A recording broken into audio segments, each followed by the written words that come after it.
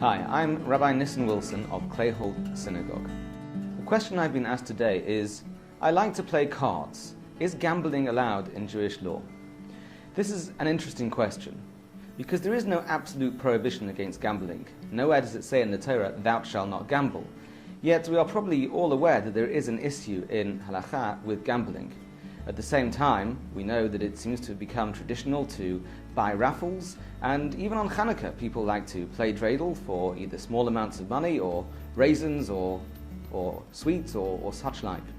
According to the Talmud and the Shulchan Aruch, there is a concern that people who are involved in gambling, and certainly those who are professional gamblers or make a habit of gambling regularly, there is a concern that they may not be trustworthy.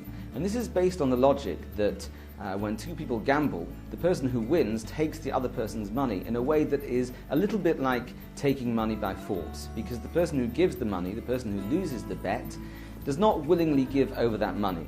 And therefore this is a practice that certainly leads a person to a form of behavior that is not totally one of integrity. The conclusion in halakha is that it is permissible on occasion to be involved in a bet or to buy a raffle ticket or such like. And certainly playing dreidel for small amounts of money on Hanukkah is something that is very much part of our tradition. But habitual gambling or professional gambling is definitely prohibited, and it's a pastime that is seen as one that will lead to a person becoming possibly a liar or a cheat.